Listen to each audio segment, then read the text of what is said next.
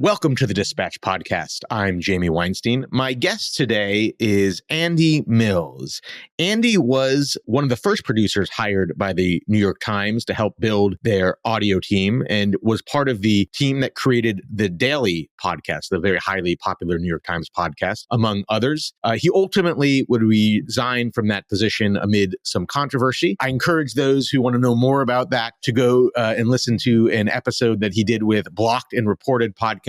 Suffice it to say, I think a lot of the allegations around there were not worthy enough to have Andy resign over, at least the ones that I have read. But that is not the topic of a conversation that we get into today. Andy would go on to work and make the podcast, The Witch Trials of J.K. Rowling, that was done by the Free Press. And he is debuting a new podcast now called The Reflector. He is considered by many people that I respect to be one of the finest audio podcasters and engineers around. So in this episode, we get into what it was like for him to come from a small town and what he found within the culture of the places he worked in New York City, the New York Times, and an affiliate of NPR, WNYC, as well as what makes a great podcast. I think you're going to find this episode interesting. I hope you enjoy it. And without further ado, I give you Mr. Andy Mills.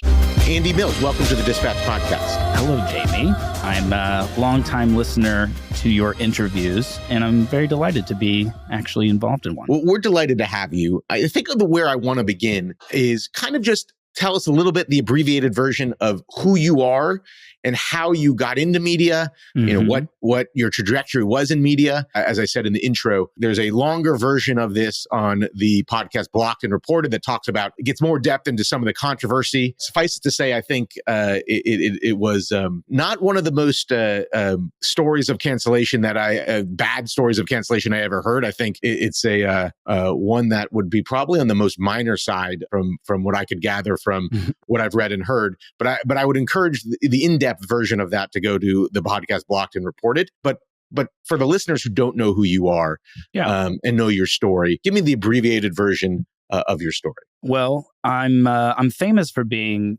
abbreviated. No, I'm not actually. I'm a very long-winded person. That's why I make podcasts, so I can edit myself and others down. So I grew up in a small town in the Midwest. I don't really have the traditional background for someone who ends up as a, award-winning journalist these days.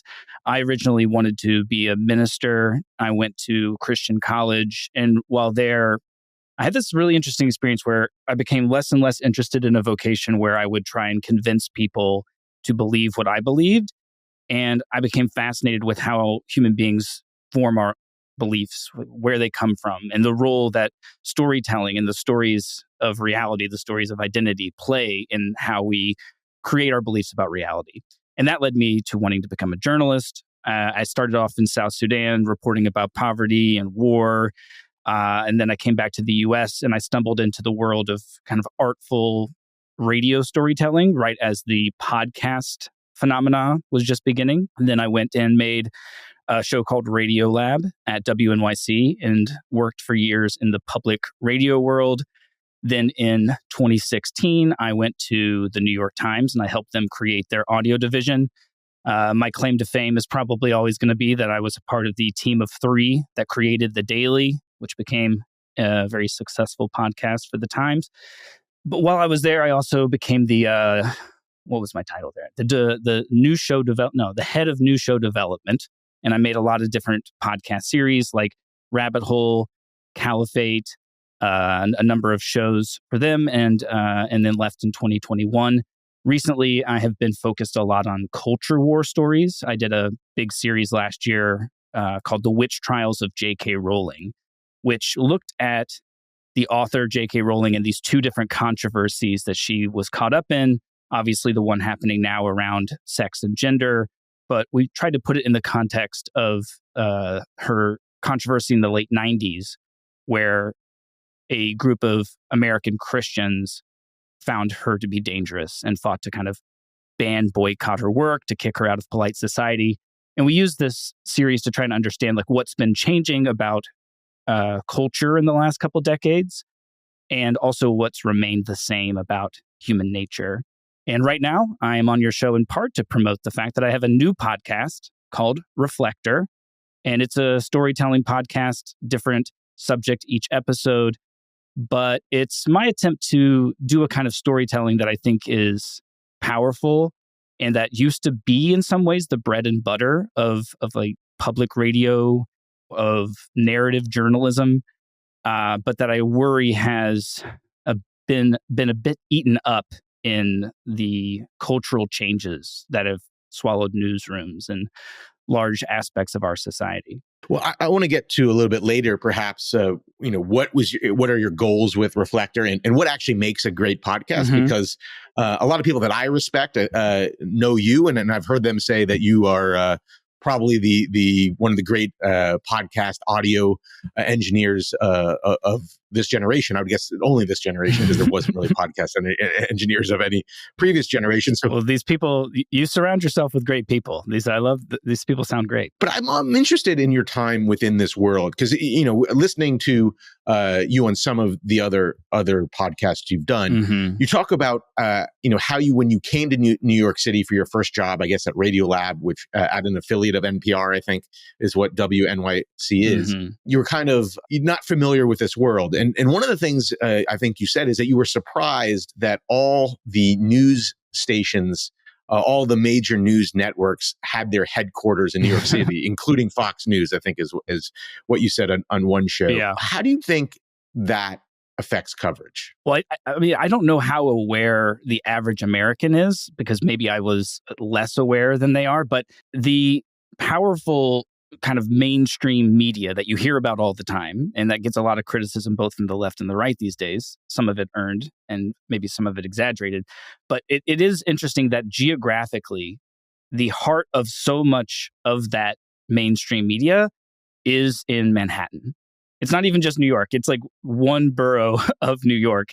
And there is a culture that exists around this mainstream press that I was just surprised to see existed, for one. And then I kind of accidentally, because I started there in 2011 and, I left there in 2021. In that decade, I had a front row seat to witness the way that the culture, the values, the mission, the ethos of that media world was being changed and affected in ways that were not totally dissimilar from what was happening in politics and what was happening in a lot of different institutions. But what I think was maybe surprising, considering the kind of stated mission and values of those media institutions. And yeah, I was definitely culture shocked in a way to move into this world where, like I said, my origins were that I had been in somewhat a fundamentalist religious person committed to a narrow worldview. And what was attractive to journalism about me was that I could, instead of telling people what to believe, help everyone understand where people are getting their beliefs from, why an event would shape the point of view of an individual. And that kind of curiosity mission did seem to be the ethos, at least in those first few years when I started being a journalist. And I was there as slowly that ethos was peeled away and replaced by other things. But there also seemed, from what I could tell, a curiosity about you, and almost like this: who is this figure who, I think what the example you used is that was once believed in creationism. Yeah. People would come up to you and ask, did you really believe in that? I'm trying to get to, there's obviously the famous story from 1972 of the New Yorker writer who wrote after the 1972 election that she was totally shocked, and all her colleagues were shocked, that Richard Nixon won 49 states, because she didn't know a single person who supported Richard Nixon. Is someone who is I think you might say that you are longer religious, or at least you're not as religious as you once were. But is it still a curiosity that someone believes in God, has a deep faith in religion, that believes in creationism, would end up in one of these newsrooms, so much so that, people are almost bringing other reporters around to see a zoo animal in the zoo, in the zoo, saying, "Look at this guy. Is this true? Did you really once believe that?" Yeah, I mean, I don't think that that's totally far off. I mean, it's tricky because there are a lot of Jewish people in media, and Judaism is is not always a marker that someone believes in a creator God and in the literal Genesis. So there definitely is a somewhat religious element still to be found. But when it comes to like some guy who grew up in cornfield, the cornfields of the Midwest, who went to religious college and who has now gotten a new job at NPR, they're like, how the hell did you get here? And there is a sense of credulity about, did you really believe in creationism? Like, oh, that's wild. And then that would eventually evolve to, do you really know Trump voters? You know, that there was a sense in 2015, especially, that like, what the hell's going on out there? It was just an assumption that no one in our ranks would believe such things.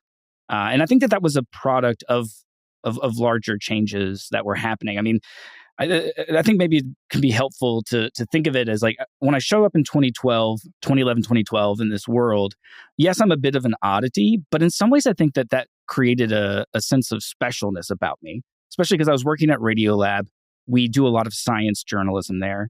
And somebody who had the enthusiasm of coming late into some of the beliefs about science helped kind of create a special lane for me. Like, I wasn't someone who really had much idea of the evolutionary theory until I was in my 20s, because I was such a staunch creationist. And I brought a sense of like, wow, we know that? When did we figure this out? You know, and it was I think that in some ways you could think of me as a diversity hire. There were definitely moments that there was such a focus on like the fact that where I came from, the fact that I didn't go to an Ivy League college, the fact that I'm not a liberal or a conservative, I'm not easily categorized in those ways. People thought like, wow, we've got a good one here. Like someone who's bringing a fresh perspective into our public radio world, and essentially set me loose to just chase after my curiosities. And I didn't, there were little signs that there was more policing of acceptable curiosities going on starting in 2013. But really the moment that it started to really seem like an alarming change was taking place was really around 2014. And in my case, it was when I had stumbled on what I thought was a perfect public radio story, a perfect Radiolab story. I had met a mother who had a young child, and starting around the age of 3, her young child, who was born a boy, was always drawn towards things that are more traditionally seen as girl. Dresses, wanted to have long hair, wanted to play with dolls. And as soon as her child was really able to speak, was saying that they wanted to be seen as a girl, wanted to be called a girl, wanted to change their name to a girl name. And this mother was confused about what exactly you do in a situation like that. And so she went to go seek out different levels of care that could help her child in whatever way. And she saw that one camp was saying, oh, this is just a phase, and just like get her some GI Joes and do some kind of gender reinforcement, it'll go away. And then other people were saying, no, you've got a trans child and you need to protect that trans child by kind of an unquestioning affirmative approach. And she, at the end of the day, made the decision to let her 3-year-old child transition from being a boy to a girl, sent off an email to friends and family saying, this is now, the new name. There was some social blowback from it, but it seemed for her and her child that it was the right decision. So fast forward 3 years, her child is now a transgender girl at a public school in the 1st grade, and suddenly only wants to be friends with boys, doesn't want to wear dresses anymore, cuts her hair. There's nothing identifiably quote unquote girl about her child who identifies as a girl. And she was struggling with this question, what is a girl? And she asked her child, well, if all these things about you now look like quote unquote a boy, whatever, shouldn't we go back to using your boy name? Should we go back to seeing you as a boy? And her child was like, no, I'm confused. I'm a girl and I want to keep identifying as a girl, even though nothing about me looks like a girl. And that is a strange and interesting situation for a child to be in, for a mother to be in. And also it's a question that seems worth asking in 2014. What is a girl? What makes a girl a girl? It's not the clothes. It's not this. We can talk to sociologists. We can talk to neurologists. We can talk to biologists. And at first, Radiolab and Public Radio, they loved this story. They were interested in it. We did interviews. We spoke to experts. But at a certain point, a few younger staffers got upset. And they said, I'll never forget the phrase, this isn't Andy's story to tell.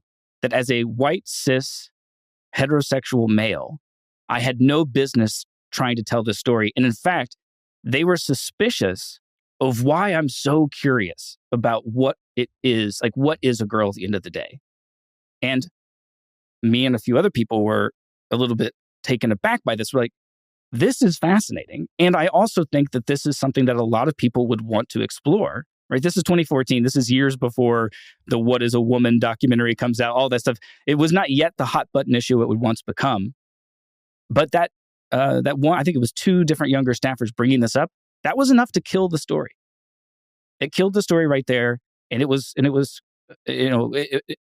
was kind of buried, and we never, not only did we never turn back to that story, Radiolab, that show, never investigated that reporting. What's interesting, I think, about that story, and if you tie the two things we just discussed together, is that, your previous creationism would seem normal to most of America, I think, whereas this story, which is being tread on lightly, would seem as almost the way that your colleagues saw creationism. They would think the idea of a 2 or 3 year old transitioning most of America as totally insane, but that was thought to be treated more normal than the idea that you were once a creationist, which I think shows a culture that is very different than the country at large that is consuming the media. Yeah. There was also another story I think you wrote to me in your email, which I'd like you to expand upon. When did they interrupt staff meetings and what was the context of End White Supremacy at WNYC? There's a lot of things that happened in 2020 that seemed new to the general public that had been occurring in New York media for many years at that point. The idea of having a disruptive group of people stopping a speaker from speaking, trying to police the boundaries of acceptability, making hyperbolic claims about, harm being caused by hearing opinions you disagree with, or quote unquote platforming people whose views you see as dangerous. That had all been growing and gathering steam starting from about 2014 onward. And the claims of the kind of broad claims of white supremacy had especially been present at WNYC, where, during just a regular staff meeting talking about how we're going to be replacing the daytime news lineup with this and that, a group of people who are paid and work at WNYC, I can think of one occasion, I know it happened more than this, but began chanting "End White Supremacy" at WNYC to interrupt the leadership of their own institution from essentially having like a normal all-staff meeting. And I think if you're on the outside, it's really confusing because you're like, well, why would you work at an organization that is white supremacist? Like, I would not work at the Daily Stormer. I would not accept that job because I am opposed to white supremacy. I think it gets into a little bit of one of the things I want to talk to you about, which is the news media, the news world has been impacted in a somewhat similar way to all of these different institutions of America, from the CDC to the American family. We're living through like an incredible historical chapter of change and disruption that's taken place. And the internet and technology has obviously had a huge influence on that. And I do think you see this in social media behavior on the internet a lot, where people are speaking in kind of a common tongue that's common to their corner of it. And in the internet social media corner that a lot of these people really live their lives in, and they develop their deepest held views in, and they actually shape their own identities in, white supremacy doesn't mean what the normal person thinks of when they think of the KKK, right? There's a white supremacy in their mind. Having, two white men as hosts on their public radio station was an example of white supremacy, because that was too much. There shouldn't be two people with that same identity hosting shows. And It's similar to like, I don't know if you remember the situation that happened at the New York Times when Sarah Zhang was hired briefly and then resigned from the New York Times. It came out that this technology reporter who they hired had a series of tweets where she was saying things like "kill all white men," "f all white men," just like really, really aggressive things. And, a certain cohort of America was like, oh my God, I can't believe anyone, let alone a New York Times reporter, could use language like that. But if you're me and you're in this world, you're like, oh, they don't mean what they say. Right? This is like a kind of way of showing their kind of commitments to their worldview. It's a little bit of the kind of hyperbole and shock that gets you a little attention on the internet. She doesn't actually want the death of white people, but at the same time, she did say these things and they weren't disqualifying. So Andy, what you're saying is they want the same benefit, the take them seriously, not literally, that the Trump campaign in 2016 and supporters were trying to argue for Trump. The famous, don't take him literally, take him seriously. Absolutely. I mean, I'm glad you brought that up because I see the forces that have been, I think, having a negative effect on the news media. I see them as two different coalitions. There's some layover between the two, but they are separate and they should be thought of as such. One of them is like your more establishment liberal Democrats. And those are the people who still very much believe in principles like the freedom of speech. They still like the concept of there being kind of an elite ruling class. But they primarily are motivated by the thought that the Democratic platform, the policies of the Democratic Party are really, really popular. It's just that Democrats are bad at messaging them. And if only the policies could clearly be communicated to the working class, to the American populace, they would see that voting Democrat is voting in their interest. And so naturally, these people will turn to the media to say, well, if the media just did their job right, and they were to accurately describe Build Back Better, accurately describe the legislation, accurately describe the economy under Joe Biden, there would just be a massive amount of support. You see this in kind of establishment figures like Jay Rosen, who's a professor of journalism at NYU, and they say that the biggest problem that journalism has and the fight that they've been having is to say they're too obsessed with being fair, they're too focused on this lost cause of objectivity and this commitment to both sidesism. And they have been working hard to change that, to say both sidesism is bad, let's leave behind objectivity, let's embrace a pro-democracy, pro-citizen journalism. And that they've been having an effect. And then there's this other group that, like you say, is a lot more, for me, it's like the closest equivalent is Trumpism. And those are the people who often get called woke. I don't like to use the word woke because it always feels so pejorative, but how do you describe that group, Jamie? Do you call them woke? Yeah, I understand what you're saying. I think one way what I've heard of it is like weaponized political correctness. It was a way that someone defined woke, and I thought that was pretty interesting. But actually, I want to go back to the Rosen group that you were referring to. Yeah, we can come back to the woke. Yeah, I do think that they make it. I wonder what you would say to this if you went on air, or anybody went on air. Let's use a hypothetical person at the New York Times as a podcaster, and said, "It is crazy to think that that the Democrats launched a conspiracy to steal the 2020 election." I suspect that would not be a problematic thing to say. And in fact, I think it's probably true. It's crazy to believe that given the evidence we have. Yeah. But what if you were to say, which, by the way, I think it's probably at least a 70% issue in the country. Even, most Republicans don't think that in polling. Maybe it's close to 50-50 of Republicans. But if you go on air, another 70% issue, I think, in the country, maybe higher, and say, I think it's crazy to report that a 2-year-old can transition to a different gender at 2 years old. My guess is that you would be in real trouble at any of the mainstream media outlets. Is that a fair assessment? Yeah, I think that's a fair assessment. I think that to try and understand where that's coming from, I do think it's important to note that this group, the kind of what often gets called the woke, it has been almost like a religious like movement. I know that there's so many parallels to kind of Trump's most extreme supporters. And I think that because you have focused on that, that's maybe the bridge that we should use to try and say that, like, it is getting down to my worldview that I believe if you look closely at why people believe what they believe, you often can see that there's a lot of commonality there. I mean, the name of my podcast is called Reflector.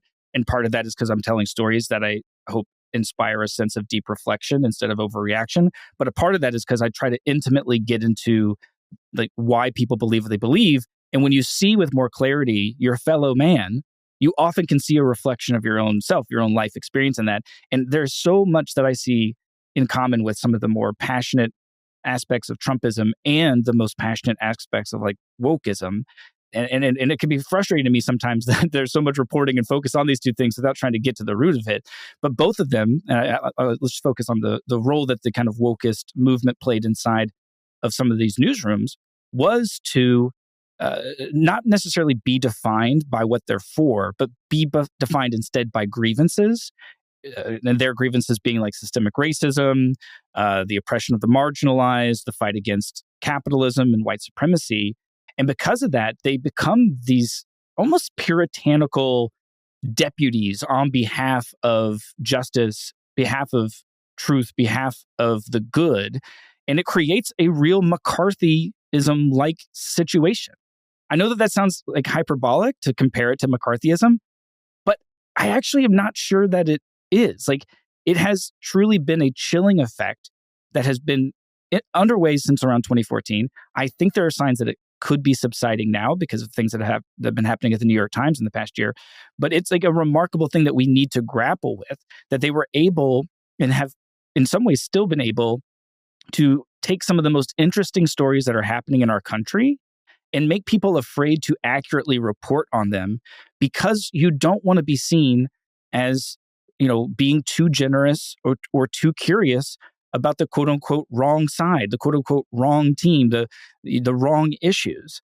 And that I think that like both the Jay Rosen class and the kind of wokest class, they are both currently holding a lot of power in these institutions. And journalists like myself, like what I'm trying to do with my work, but also by coming on your show here, is I don't know exactly how to go forward. I don't want to I'm not a culture warrior. I'm not here to stop the Jay Rosens. We got to smash out the wokes. No, I want to debate the Jay Rosens, or I want to debate the kind of woke ideology because I think it's worth understanding it on its own terms, putting it under scrutiny and saying, is this the best thing for American journalism? Is this what a democracy that relies upon the work of newsrooms and relies upon the Fifth Estate, is this what we really need in this moment or not? I guess it leads me to the question, and I think from what you said just a little bit earlier about the establishment at some of these institutions, and from what I've heard of you say other places, like Dean Beckwith, the former editor-in-chief of the New York Times. Dean Baquet,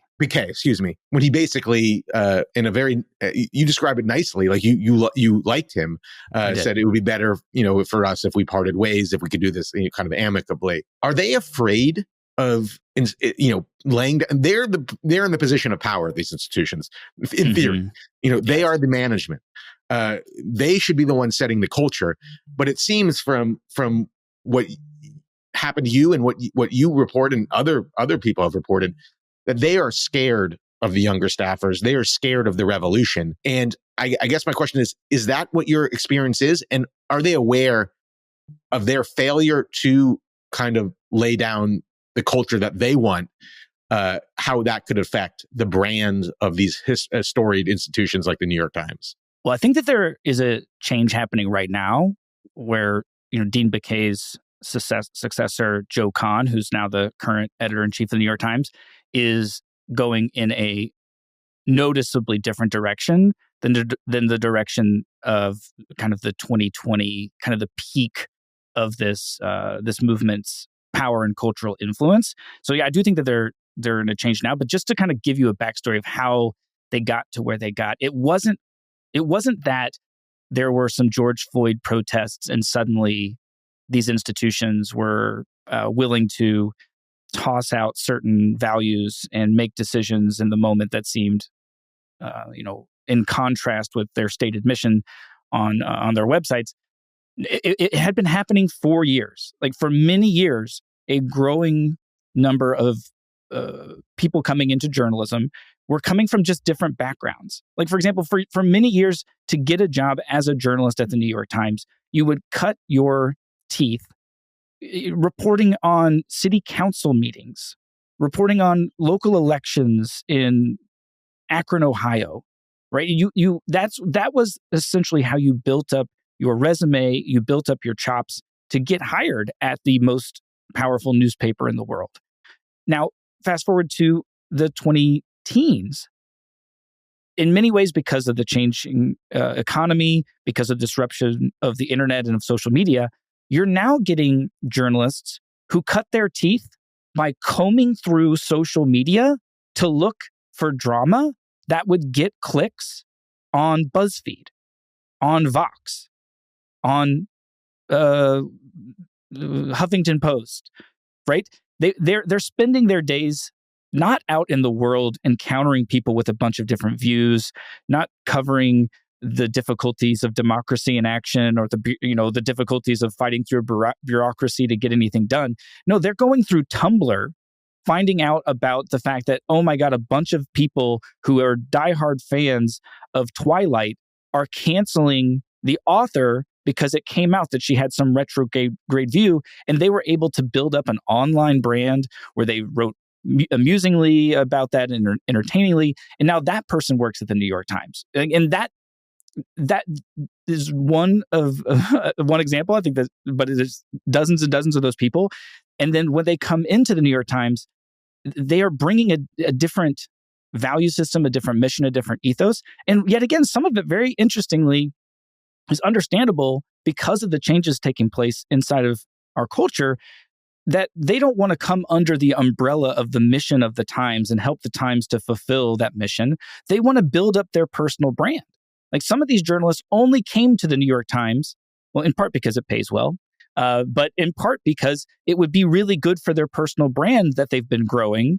But once anything happens that might hurt their personal brand, the New York Times, say, publishes an op-ed or a news story that is unpopular on their corner of social media, they are quick to throw their institution under the bus and to stand with those people who are criticizing it, because in the end, their brand to them, their name to them, is more valuable in the long run than the mission or the brand of the New York Times. And the thing is, like, they're not totally wrong by that. Like, it isn't craziness on their part. They are being intelligent and competing aggressively inside of the competitive world of contemporary journalism.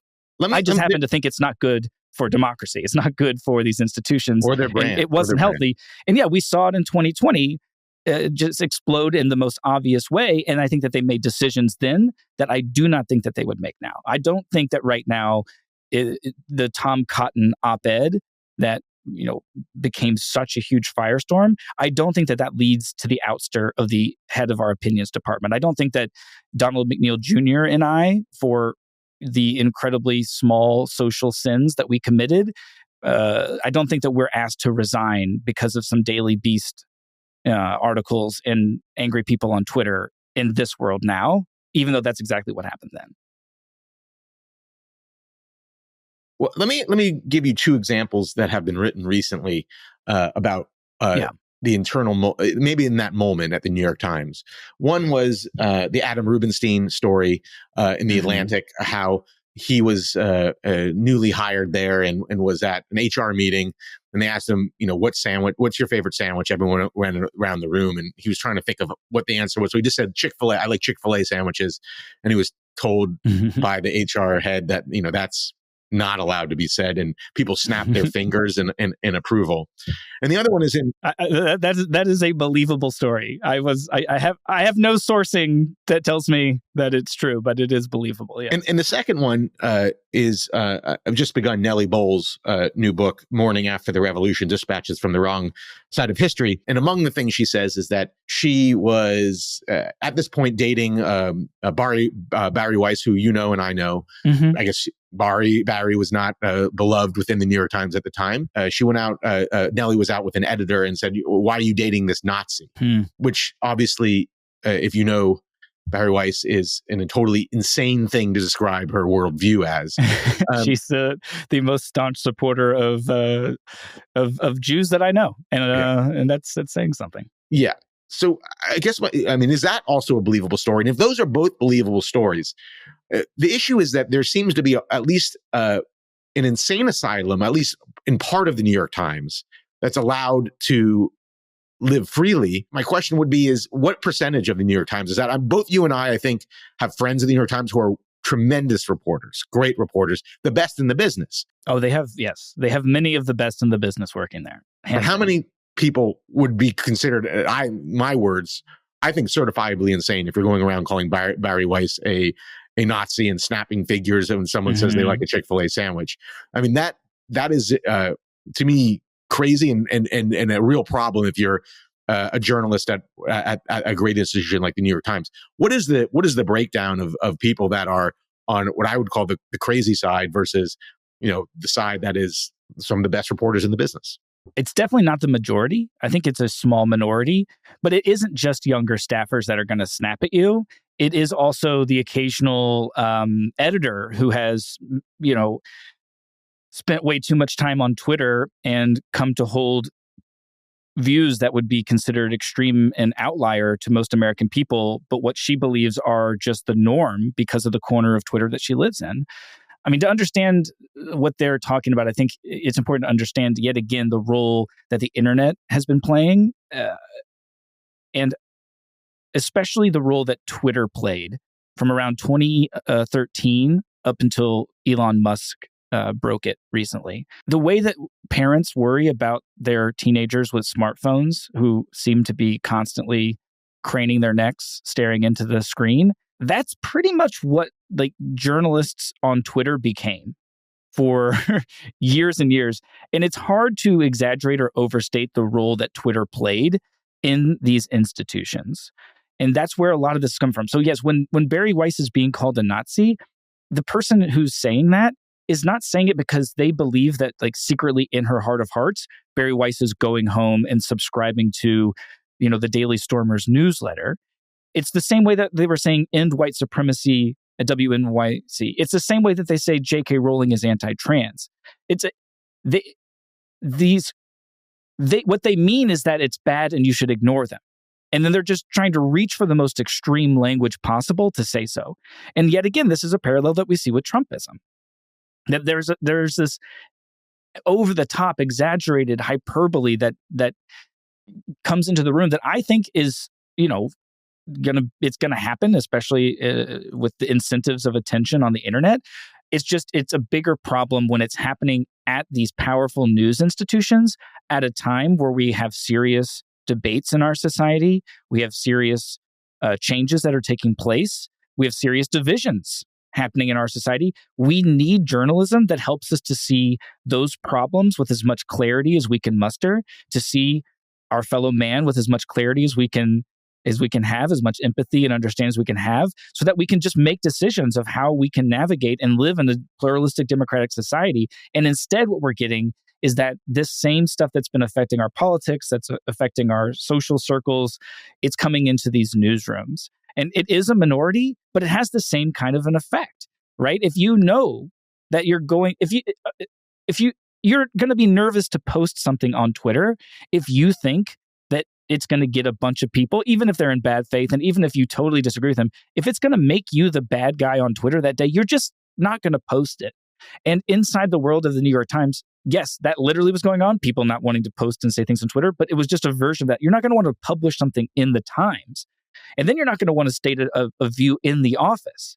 And then whenever we were working remotely because of the pandemic, we were relying heavily on this thing called Slack, which is an internal communications system that works somewhat like Twitter in a way. And it became fueled with the same dynamics of Twitter, so that when something would happen, there'd be an uproar about an article we published that was seen as being too generous to a Trump supporter, or too generous to a point of view that was seen as morally wrong by this small but powerful faction, they would go on this Slack and they would start saying, I can't believe that we published this. We have to take this down. This writer should apologize. The New York Times needs to publish a correction.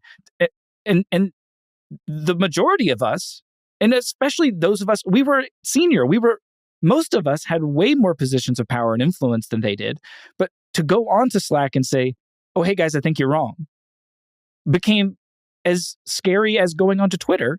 And so what editors would do is they would say, like, when I would say, hey, look, I really think that James Bennett's been getting a raw deal on this Slack channel, I'm going to say so. The editors would go, no, just say it to us. Don't put it in there. We don't want to put a target on your back, because they knew it might lead to the end of my career if I could say the wrong thing on an internalized Slack system. Like, that's how wild it got. But the dynamics are completely tied to the dynamics of internet behavior, internet tribalism, internet groupthink, and the kind of self-censorship that comes into play whenever you're afraid of the repercussions of following your own curiosity or sharing your own point of view or standing up for what you think is something wrong that's happening. Why do you think management has, in your view, has been more able to assert control over kind of this more radical culture now than they were before? I think that we've seen, number one, Elon Musk broke Twitter, and it's no longer able to gin up the sort of cancel culture,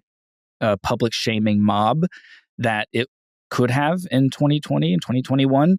And I think that is honestly maybe, I know that people who love the website Twitter a lot of them are upset with what Elon Musk has done. I never liked it. And I'm happy that it no longer has that power, because I think that it was largely a destructive force. And I think it led to a lot of journalists living in smaller and smaller echo chambers at a time when we needed to be helping lead people into larger and larger perspectives of what's happening in the country. But I think that that's an element that they're saying, wow, Twitter can't do what it once did. I also think that they're embarrassed. I think that now that Elon Musk has broke Twitter, a lot of the same journalists and a lot of the same editors who would make a decision to change a headline or to take down a story or to publish a correction, not because there was anything wrong with the actual journalism or the headline, but because enough people were angry on Twitter and posting screenshots of them saying that they no longer subscribe to the New York Times. I think it felt like, well, we have to respond. And now they realize, like, oh, that was really nobody. That was such a small amount of people. They seemed to have power, but they only had power because we were giving it to them. And I think that they're realizing that they don't need to stand for that. I also think on the other side of it, there is a sense that these values that undergird places like the New York Times matter. And I think that there was a moment where there was a questioning of those deep, deep assumptions.